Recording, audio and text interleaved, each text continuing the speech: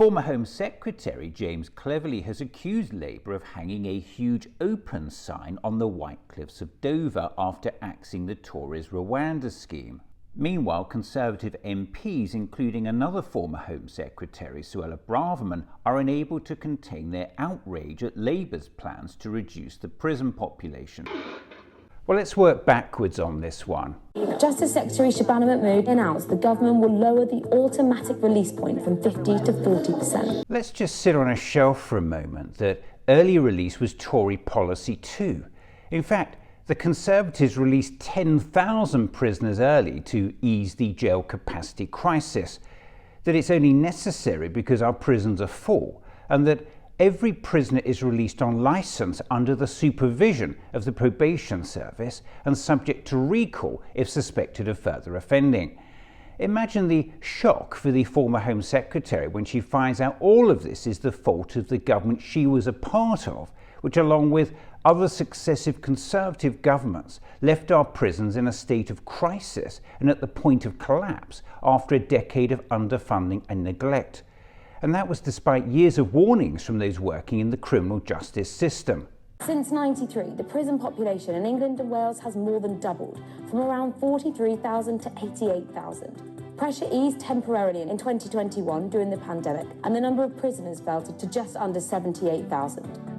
But numbers grew once again after the courts caught up with their backlogs. In October 2023, over 88,000 people were imprisoned in a system with a maximum capacity of 88,890. This was the highest number recorded. Listen to new Justice Secretary Shabana Mahmood explain why these emergency measures are needed. We could see looters running amok, smashing in windows, robbing shops and setting neighbourhoods alight. In short, if we fail to act now, we face the collapse of the criminal justice system and a total breakdown of law and order. This is not the plot of some dystopian film. This is the legacy of the last Conservative government. This is the legacy of the guilty men. This crisis is now very close indeed. As the Justice Secretary correctly points out, those guilty in the last government left our prisons on the brink of collapse. They put their own political interests before the country and left us facing a total breakdown of law and order. And now they have the audacity to criticise the new Labour government for having the courage to take the emergency measures needed to grip the very prisons crisis they created.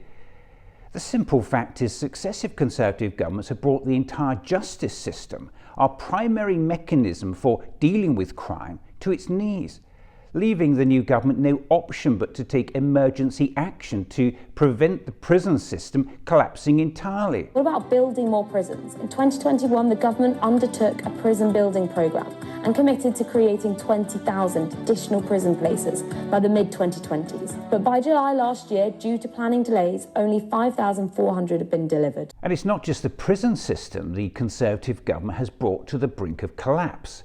If prisons are full, cell spaces in courts and police stations quickly fill up, leaving nowhere to detain people so the police can't do their job. The crippling delays which already exist in our court system, again the fault of successive Conservative governments, are then exacerbated because there's nowhere to send people who are convicted.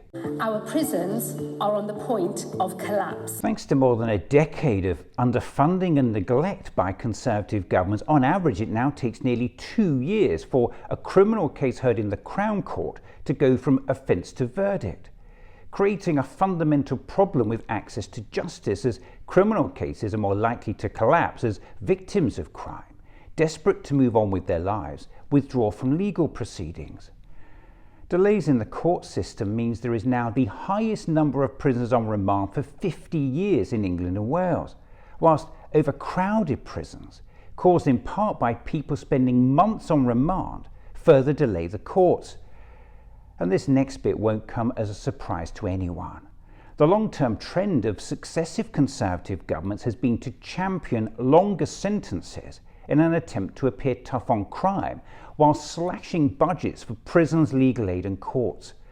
Since 2008, the number of adults sentenced to more than 10 years in prison has trebled, whilst the Ministry of Justice responsible for prisons and courts, oversaw unprecedented cuts.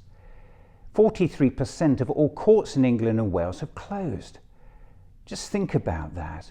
As for this, let's just remind ourselves how former Prime Minister Rishi Sunak himself described the Tories' Rwanda scheme. It disapplies relevant sections of the Human Rights Act. It disapplies relevant sections of the Human Rights Act. Just think about that. And he actually said it with pride. The Tories' Rwanda scheme, by their own admission, actually undermined the fundamental principle that human rights are universal, that they apply to all of us.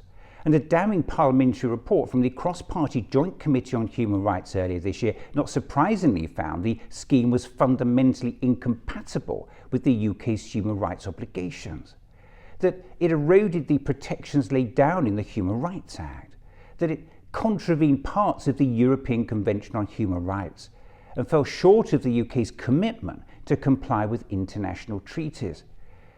And if all that wasn't bad enough, the report found the actions the then Prime Minister was taking actually placed the UK's hard-won reputation for the rule of law and human rights in jeopardy.